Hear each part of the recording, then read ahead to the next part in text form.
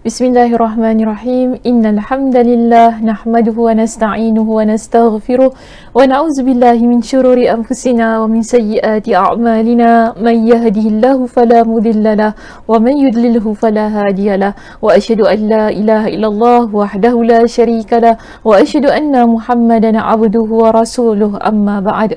Rabbi shrah li sadri wa yassir li amri wahlul 'uqdatam min lisani yafqahu qawli. Rabbi zidni ilma warzuqni fahma. Allahumma inna nas'aluka ilman nafi'a wa rizqan tayyiba wa amalan mutaqabbala. Assalamualaikum warahmatullahi wabarakatuh. Apa khabar jemaah muslimah di Masjid Asy-Syafa'ah? Saya harap semua dalam keadaan yang sihat sejahtera hendaknya dan juga dalam keadaan yang ceria-ceria selalu. Okay, alhamdulillah. Hari ini kita dapat bertemu sekali lagi untuk menyambung pengajian kita di Masjid Asy-Syafa'ah, dan kita berada di hadis yang kedua ya untuk kitab kita yang baru ini. Dan kita minggu lepas kita dah selesaikan perbincangan hadis yang pertama berkenaan dengan niat. Jadi hari ini kita akan masuk kepada hadis yang seterusnya dalam kitab kita yang mana bertajuk keutamaan iman dan Islam pada halaman yang ke-43. Okey, pada halaman yang ke-43. Jadi tajuk hadis kita ialah keutamaan iman dan Islam. Hadis ini diriwayatkan oleh seorang sahabat Nabi bernama Ubadah ibn As-Samit Al-Ansari radhiyallahu an. Dalam hadis ini, okey, beliau menyebutkan berkenaan dengan sabda Nabi sallallahu alaihi wasallam. Di sini, okey, saya lampirkan hadisnya sama sebagaimana yang terdapat dalam kitab kita di halaman 43 ya, iaitu an Ubadah radhiyallahu anhu anin Nabi sallallahu alaihi wasallam qala: Man syahida an la ilaha illallah wahdahu la syarika lah wa anna Muhammadan 'abduhu wa rasuluh wa anna Isa 'abdullahi wa rasuluh wa kalimatuhu alqaha ila Maryama wa ruhun min wal jannatu haqqun wan naru haqqun adkhalahu Allahul jannata ala ma kana minal amali. Ya, hadisnya sama sebagaimana yang terdapat dalam kitab kita. Jadi yang kalau dalam kitab kita yang warna biru tu sajalah ya yang ada di dalam kotak tu. Tapi kalau dalam kitab ini saya nyatakan sekali dengan sanadnya dalam bahasa Arab yang tidak dibirukan itu. Itu sanadnya. Tapi tak mengapa, tidak menjadi satu perkara yang penting lah di sana kan, untuk kita bincangkan pada hari ini. Yang penting lihat pada warna biru, kemudian pada maksud yang terkandung di dalam hadis kita yang kedua berkaitan dengan keutamaan iman dan Islam. Baik, apa maksud hadis ini muslimah? Di dalam hadis ini Nabi SAW bersabda. Apa kata Nabi? Siapa yang bersaksi bahawa tidak ada ilah. Tidak ada ilah ni maksudnya tidak ada Tuhan kecuali Allah satu-satunya. Wahdah, kan? La ilaha illallah wahdah, maksudnya tidak ada Tuhan kecuali Allah satu-satunya. La syarikalah, tidak ada sekutu baginya. Wa anna Muhammadan 'abduhu wa rasuluh, dan bahawa Muhammad adalah hambanya dan utusannya, dan bersaksi bahawa Isa ni ialah Nabi Isa, dan bersaksi bahawa Nabi Isa adalah hamba Allah, utusan Allah, dan kalimatnya, iaitu Nabi Isa adalah kalimatnya yang Allah berikan kepada Maryam. Maryam itu adalah ibu kepada Nabi Isa alaihi salam dan merupakan roh darinya, roh dari Allah Subhanahu wa taala. Jadi ini kita panggil sebagai keimanan kita bahawa Nabi Isa adalah hamba Allah, utusan Allah, kalimat Allah dan juga roh dari Allah. Dan kita juga beriman bahawa syurga itu adalah benar, neraka adalah benar. Mereka yang beriman dengan semua ini, yang bersaksi bahawa tidak ada Tuhan melainkan Allah dan tidak mempersekutukan Allah dengan segala sesuatu apapun, dan bersaksi bahawa Nabi adalah pesuruh Allah, Rasul Allah, dan juga kita bersaksi bahawa Nabi Isa adalah hamba Allah dan juga pesuruh Allah, dan kalimatnya yang disampaikan kepada Maryam dan juga merupakan roh daripada Allah. Kita juga bersaksi, kita beriman di sini bahawa syurga adalah benar, neraka adalah benar. Apa yang Allah Subhanahu Wa Taala akan berikan kepada mereka yang beriman dengan semua ini, adkhalahu Allahul jannata ala ma kana minal amal. Ini kata Nabi, Allah akan masukkan orang itu ke dalam syurganya berdasarkan keadaan amalnya, iaitu sesuai dengan keadaan amalnya. Sebab diri kita semua ada amal masing-masing. Okey, ada amal masing-masing, ada tingkatan amal masing-masing, dan kita sendiri tahu amal kita, iaitu amal ibadah kita ini bagaimana. Jadi, ada juga pendapat di kalangan para ulama mengatakan sesuai dengan kadar amalnya ialah kerana ada juga nanti di hari kiamat, ada di kalangan kita yang akan Allah Subhanahu Wa Taala masukkan mereka ke dalam api neraka terlebih dahulu. Kerana apa? Kerana ada dosa-dosa yang mereka lakukan, yang mereka tidak taubat daripada dosa itu, dan mereka mati dalam keadaan membawa dosa yang tidak mereka taubat itu tadi.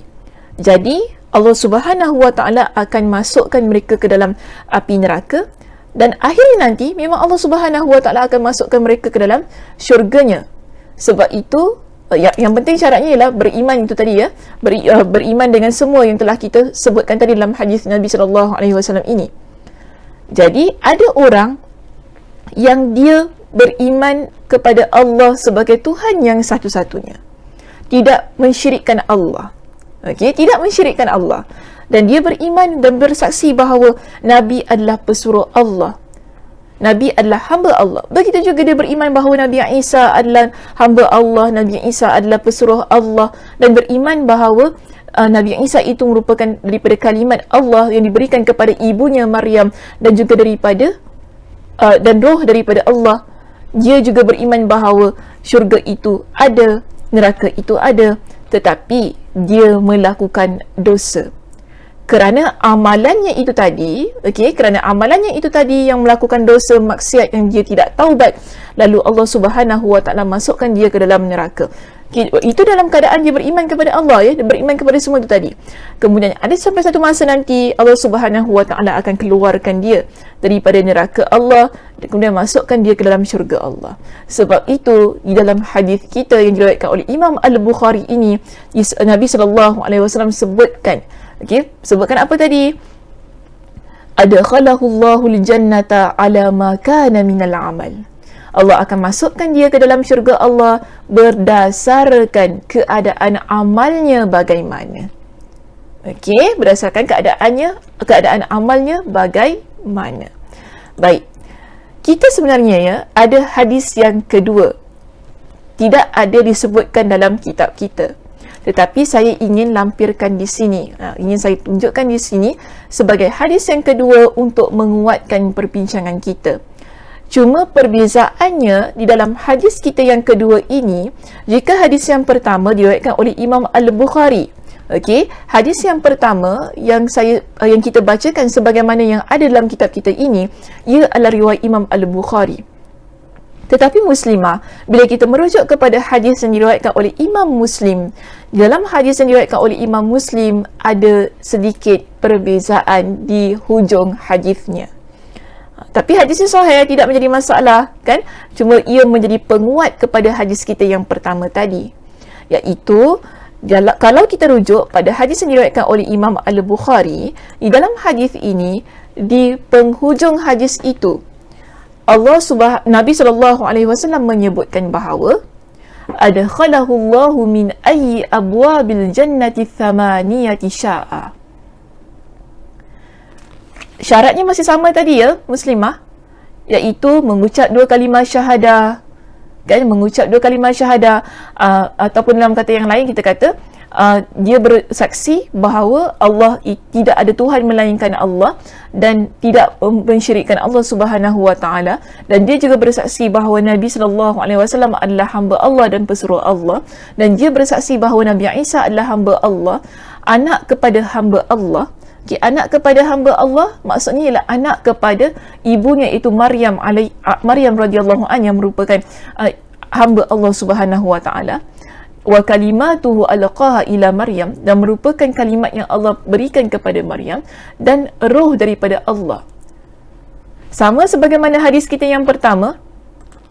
Dalam hadis yang kedua ini yang diriwayatkan oleh Imam Muslim, disebutkan berkenaan dengan keimanan kita kepada syurga itu ada, dan juga neraka juga itu ada.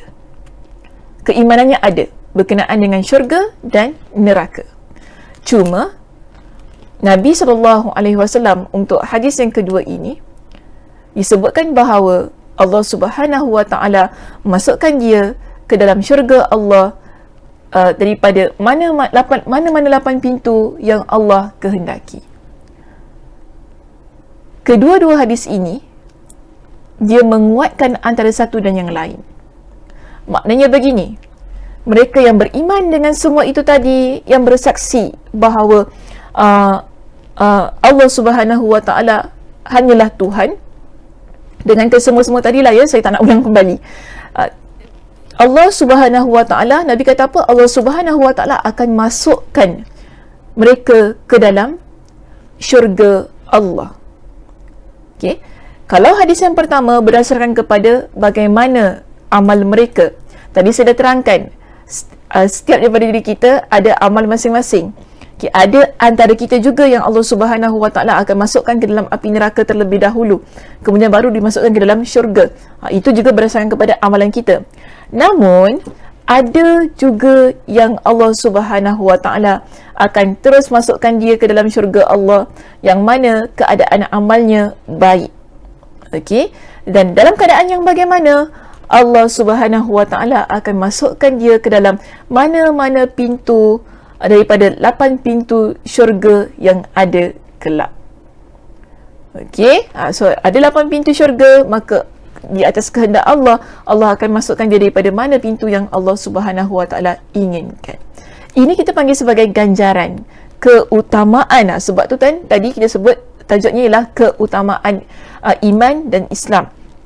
Jadi mereka yang beriman kepada Allah, Allah berikan keutamaan kepada mereka untuk masuk ke dalam syurga Allah, dalam keadaan yang mana Allah masukkan mereka daripada mana-mana pintu, mana-mana 8 pintu, mana-mana 8 pintu yang Allah Subhanahu wa taala kehendaki.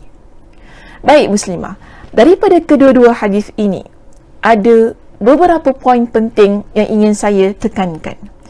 Okey, sebagai syarah kepada hadis kita pada hari ini. Baik, kita lihat berkenaan dengan keimanan kepada Allah yang terkandung di dalam hadis ini.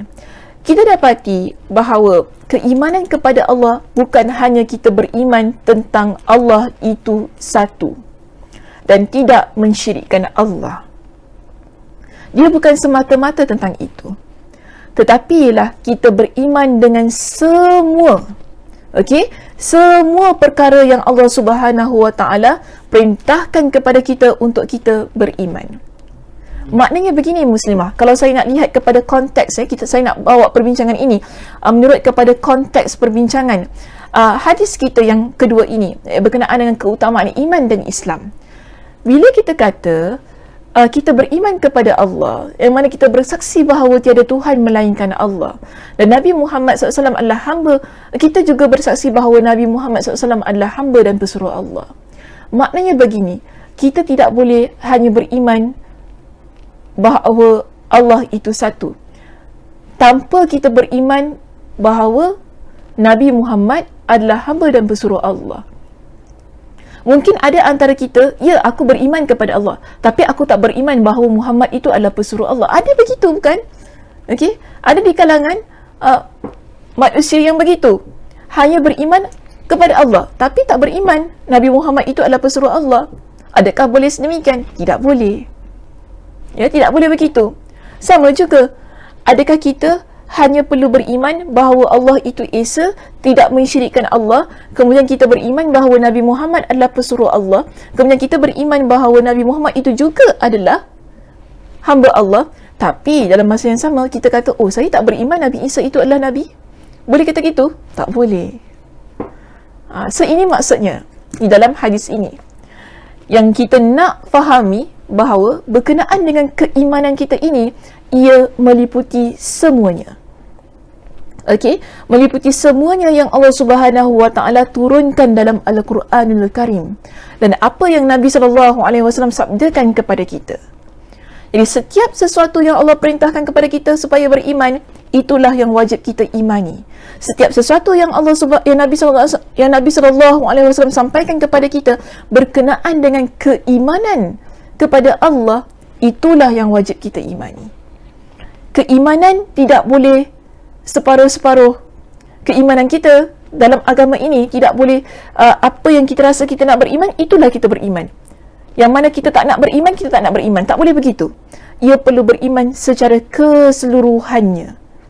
Okey, maksud saya beriman secara keseluruhannya ialah kita beriman dengan semua perkara yang terdapat dalam Al-Quranul Karim dan juga apa yang disabdakan oleh Nabi sallallahu alaihi wasallam. Yang Allah perintahkan kepada kita, yang Nabi sallallahu alaihi wasallam sabdakan kepada kita. Jadi tak boleh beriman separuh-separuh. Dan mereka yang beriman dengan keseluruhannya. Sebab itu dalam tajuk kita disebutkan dengan keutamaan iman dan Islam. Bila kita kata iman dan Islam, ada keimanan dalam hati, ada praktikalnya yang merealisasikan keimanan kita kepada Allah dan juga agama yang kita anuti ini. Okey, maknanya bila kita kata keutamaan Islam dan keutamaan iman dan Islam, sebab kalau iman ini ia adalah sesuatu yang kita yakini dalam hati, tahu muslimah, jangan lupa yang kita yakin dalam hati kita. Ya, saya beriman Allah Subhanahu Wa Taala itu Maha Esa. Saya beriman tidak boleh mensyirikkan Allah Subhanahu Wa Taala dengan sesuatu apapun. Saya beriman berkenaan dengan Nabi sallallahu alaihi wasallam itu adalah hamba Allah dan pesuruh Allah. Saya beriman berkenaan dengan Nabi Isa, berkenaan dengan apa yang berlaku ke atas Nabi Isa, berkenaan dengan kejadiannya, syurga dan neraka. Tapi adakah itu hanya sekadar keimanan kita semata-mata? Maksud saya apa? Bila kita kata keimanan semata-mata, kita cuma yakin dalam hati saja. Tetapi ia kontradik dengan kelakuan kita. Adakah boleh begitu? Tidak. Bila kita kata kita beriman kepada Allah dan ke semua yang Allah Subhanahu Wa Taala perintahkan kepada kita supaya kita beriman itu tadi kan, bermakna ada amalan yang kita buat. Sebab itu kita ada rukun iman dan juga rukun Islam. Ya, rukun iman ialah rukun iman. Rukun Islam adalah rukun Islam yang mana kita mempraktikkan, kita buat apa yang kita imani. Betul tak? Kita solat, kita puasa, kita bayar zakat. Okay, kita bayar zakat. Kemudian kita melaksanakan haji bagi yang mampu. Itu semua adalah praktikalnya terhadap keimanan kita. Jadi, untuk masuk ke dalam syurga Allah, ia bukan semata-mata. Okey, untuk masuk ke dalam syurga Allah yang mana Allah Subhanahu Wa Taala berikan kepada kita dengan satu keutamaan yang boleh diberikan, yang boleh dimasukkan daripada mana-mana pintu syurga, mana-mana 8 pintu syurga yang Allah Subhanahu Wa Taala kehendaki itu tadi. Ia memerlukan bukan saja keimanan kita, tetapi bagaimana keislaman kita. Okey, jadi iman dan Islam tidak boleh dipisahkan. Ia mesti bersama. Sebagai seorang mukminah, okey, kita sebagai seorang mukminah, wanita yang beriman, kita juga sebagai seorang muslimah. Seorang muslimah, seorang wanita yang muslim. Okey, seorang wanita yang Islam, yang menganut agama Islam, yang merealisasikan keimanan kita dengan melaksanakan semua apa yang perlu dilaksanakan oleh seseorang yang mengaku dirinya sebagai seorang muslimah. Jadi kedua-dua perkara itu dia mesti selari. Tidak boleh hanya sekadar kita beriman tetapi tidak menjadi seorang yang Muslim. Tidak boleh begitu. Jadi kalau kita lihat ya kepada syarah hadis kita di sini berkenaan dengan apa yang saya lampirkan dalam video kita pada hari ini, ialah pertama, bersaksi bahawa tiada Tuhan melainkan Allah, Nabi Muhammad SAW adalah hamba dan pesuruh Allah, Nabi Isa AS adalah hamba Allah, dan beriman dengan kejadian yang Allah takdirkan ke atas Nabi Isa. Kerana apa? Kalau kita lihat dalam Al-Quranul Karim, bagaimana Allah Subhanahu Wa Taala ciptakan Nabi Isa? Adakah dia memiliki bapa? Tidak. Ibunya Maryam, adakah memiliki suami? Tidak. Okey, Maryam tidak bersuami, tetapi dia adalah seorang wanita yang beriman kepada Allah. Seorang wanita yang benar-benar keimanannya Masya Allah Tabarakallah, sehingga Allah Subhanahu Wa Taala memberikan dia dengan keistimewaan kerana keimanannya kepada Allah, iaitu menjadi ibu kepada seorang Nabi yang mana penciptaannya begitu luar biasa. Kalau kita kata kan, yang sesuatu yang kita panggil macam ni, di luar kebiasaannya. Allah menciptakannya dengan kalimat yang dibawa oleh Jibril kepada Maryam. Sebab daripada tadi dalam hadis kita ada perkataan yang disebutkan oleh Nabi, wa kalimatuhu alqaha ila Maryam. Maksudnya kalau kita buka dalam kitab Syarah Sahih Muslim yang disyarahkan oleh Imam An-Nawawi, disebutkan bahawa yang dimaksudkan dengan wa kalimatuhu alqaha ila Maryam ialah kalimat yang dibawa oleh Jibril kepada Maryam. Kemudian waruhum min. Okey, waruhum min dalam hadis sebut waruhum min. Maksudnya ialah Jibril meniupkan roh ke dalam rahim Maryam dengan izin Allah Subhanahu Wa Taala. Berkenaan ini, ya muslimah, ada banyak dalil dalam Al-Quranul Karim. Ustazah letakkan di situ surah dan juga ayatnya. Jadi nanti boleh rujuk ya. Ustazah takkan baca satu persatu berkenaan dengan surah Al-Ma'idah ayat 75, Ali Imran ayat 59, Al-Anbiya ayat 91 dan juga At-Tahrim ayat yang ke-12. Ustazah lampirkan di sini. Ustazah minta supaya nanti buka Al-Quran, lihat terjemahannya, apa yang Allah Subhanahu Wa Taala ceritakan ataupun apa yang Allah Subhanahu Wa Taala firmankan dalam kesemua surah itu berkenaan dengan apa yang berlaku kepada Maryam, ibu kepada Nabi Isa AS, yang merupakan seorang wanita yang beriman kepada Allah, seorang wanita yang salihah pada zamannya, seorang wanita yang mengabdikan dirinya kepada Allah Subhanahu Wa Taala. Jadi cuba rujuk nanti ke dalam Al-Quran, lihat kepada dalil-dalil yang telah saya berikan di situ. Okey, dan di sini juga dalam hadisnya membincangkan berkenaan dengan beriman kepada syurga dan neraka adalah benar. Kerana bila kita beriman kepada syurga dan neraka, maksudnya beriman kepada kebenaran syurga dan neraka, di situ ia akan menjadikan kita seorang muslimah yang takut kepada Allah. Kenapa takut kepada Allah? Takut melanggar perintah Allah. Kerana kita beriman tentang keberadaan neraka. Dan kita akan berusaha untuk menjadi muslimah yang mencintai Allah. Bagaimana? Dengan melaksanakan semua perintah Allah. Kerana apa? Kita yakin dengan keimanan kita tentang keberadaan syurga yang telah Allah Subhanahu Wa Taala janjikan untuk hamba-Nya yang beramal saleh, untuk hamba-Nya yang melaksanakan semua perintah-Nya. Allah akan berikan dengan ganjaran syurga. Sebagaimana yang terdapat dalam hadis kita ini, yang mana Nabi SAW sebutkan apa tadi? Akan dimasukkan mereka yang beriman kepada Allah, kan, yang beriman kepada semua perkara itu tadi, ke dalam syurga Allah Subhanahu Wa Taala berdasarkan amalan yang mereka lakukan. Okey, saya harap perbincangan hadis yang ringkas ini ia menjadi sesuatu perkara yang mudah difahami. Dan kita akan masuk kepada pengajaran untuk hadis ini. Ada 3 pengajaran yang ingin saya bawa berkenaan dengan hadis ini. Ya, muslimah. Pertama, pengajaran hadis yang kita boleh ambil di sini ialah berkenaan dengan keimanan adalah penyebab kepada seseorang meraih syurga Allah. Tidak kira sama ada dia lelaki ataupun wanita. Muslim dan muslimah. Okey, mukmin dan mukminah. Tidak kira sama ada lelaki ataupun wanita. Bila dia beriman kepada Allah, itu akan menjadi faktor ataupun menjadi penyebab seseorang meraih syurga Allah. Sebab apa muslimah? Jika kita rujuk dalam perbincangan kitab kita di sini, cuba lihat pada muka surat 43 di bawah itu, selepas hadis yang berada dalam kotak itu, ada sebuah hadis yang lain diriwayatkan oleh Imam Muslim yang disebutkan di situ bahawa Nabi SAW bersabda, "Man syahida an la ilaha illallah wa anna Muhammadan Rasulullah haramallahu alaihi nar." Siapa yang bersaksi bahawa tidak ada ilah, itu tidak ada Tuhan kecuali Allah, dan bahawa Muhammad adalah Rasulullah, maka Allah Subhanahu wa ta'ala mengharamkan neraka untuknya. Bila Allah Subhanahu wa ta'ala mengharamkan bagi kita dengan neraka, bermakna Allah Subhanahu wa ta'ala masukkan kita ke dalam syurga. Tapi dengan syarat.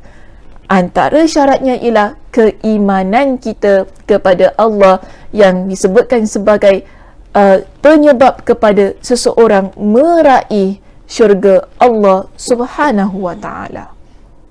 Okey, baik. Pengajaran kita yang kedua pada hari ini ialah, kita lihat di situ ya muslimah, Allah rekodkan kisah wanita yang beriman dalam Al-Quran. Contohnya apa? Contohnya ialah kisah Maryam radhiyallahu anha. Kisah Maryam Allah Subhanahu wa ta'ala rekodkan dalam Al-Quran. Kerana apa? Dia adalah wanita yang beriman kepada Allah, wanita yang salihah. Lalu Allah Subhanahu wa ta'ala berikan keutamaan kepada dia kerana kesalehan yang ada pada dirinya, yang mana cintanya kepada Allah tidak berbelah bahagi. Lalu Allah Subhanahu wa ta'ala takdirkan dia menjadi seorang ibu kepada seorang nabi dengan cara yang tidak pernah disangka.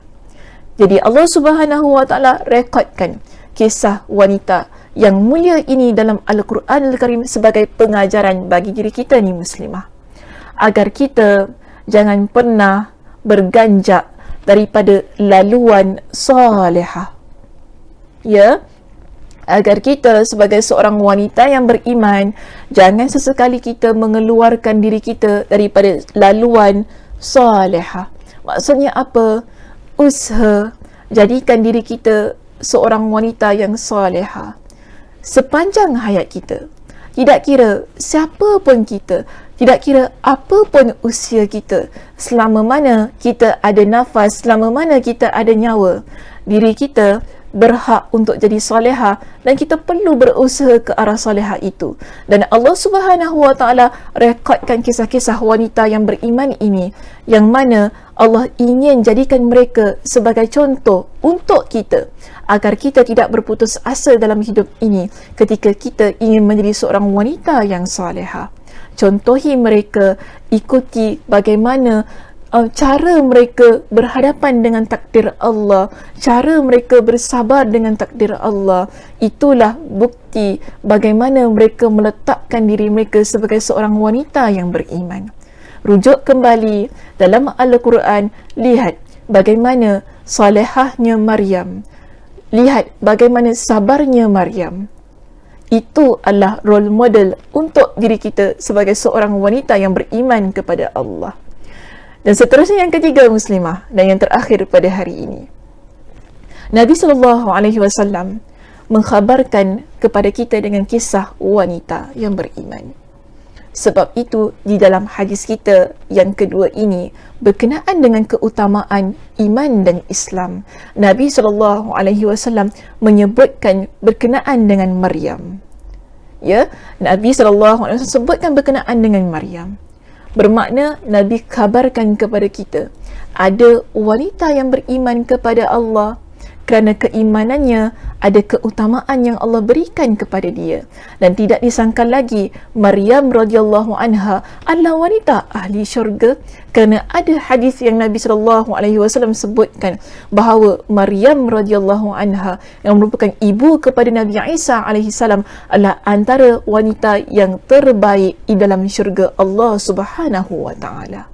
Okay, ada hadis yang diriwayatkan oleh Imam Ahmad dengan sanad yang sahih. Nabi SAW menyebutkan berkenaan dengan status Maryam di dalam syurga Allah itu kelak. Ya, kemudian kita lihat Nabi SAW meraihkan keimanan wanita yang beriman. Sebab itu muslimah, bila kita rujuk kepada muka surat yang berikutnya di dalam kitab kita ini, ada sebuah kisah berkenaan dengan hamba wanita yang beriman kepada Allah, yang mana ia merupakan hadis yang diriwayatkan oleh Imam Abu Daud dan juga An-Nasa'i dengan sanad yang sahih. Dalam kitab kita disebutkan begini, ada sebuah kisah daripada seorang sahabat bernama Asy-Syarid bin Suwaid Al-Thaqafi. Ibunya ada berwasiat kepada dia supaya memerdekakan untuknya seorang hamba wanita yang beriman. Jadi Asy-Syarid ini dia datang bertemu dengan Nabi SAW. Sebab itu dalam hadisnya disebutkan begini, ataitu Rasulullah SAW faqultu inna ummi awsat an tu'taqa anha raqabah. Dia kata begini kepada Nabi, saya datang kepada Nabi SAW, lalu saya pun beritahu kepada Nabi bahawa ibuku mewasiatkan kepada aku agar aku memerdekakan seorang hamba wanita yang beriman kepada Allah. Dan aku memiliki seorang hamba wanita yang berkulit gelap. Kalau dalam kitab kita dia kata yang berkulit hitam. Okay, yang berkulit hitam, maksudnya kulitnya gelap. Jadi dia kata, apakah aku boleh memerdekakan hamba wanita aku yang berkulit gelap itu tadi? Ini soalan dia kepada Nabi SAW. Jadi Nabi SAW minta agar dipanggilkan hamba wanita tersebut yang berkulit gelap itu tadi ke hadapan baginda. Jadi Nabi kata apa, panggillah hamba itu kepada aku ke sini. Jadi apa kata dia, aku pun memanggilnya. Okay, dia pun panggil budak itu hamba budak ni kalau dalam kitab disebut budak tu maksudnya hamba. Dia seorang hamba. Jadi dia pun panggil hamba wanita itu dan Nabi tanya kepada hamba wanita ini. Nabi tanya apa kepada dia? Nabi tanya begini, Man rabbuki? Siapa Tuhan engkau? Jadi apa dia kata? Qalat Allah. Dia pun kata kepada Nabi, Allah adalah Tuhan aku. Kemudian Nabi pun tanya kepada dia, mana ana? Aku ini siapa? Lalu apa kata wanita ini? Qalat anta Rasulullah. Dia pun kata, engkau adalah Rasulullah. Apa maksudnya di sini muslimah? Ini adalah penyaksian. Penyaksian yang bagaimana? Asyhadu an la ilaha illallah. Itu maksudnya. Bila dia mengaku Allah itu adalah Tuhannya, kemudian dia mengaku Nabi adalah sebagai Rasulullah. Bukankah itu satu bentuk penyaksian sebagaimana yang terdapat dalam hadis kita yang kedua yang telah kita bincangkan itu tadi? Jadi di sini ada penyaksian berkenaan dengan keimanannya kepada Allah dan keimanannya kepada Nabi SAW sebagai seorang hamba dan sebagai seorang Rasul. Lalu apa kata Nabi kepada lelaki ini, iaitu kepada Asy-Syarid yang datang kepada Nabi itu tadi kan? Qala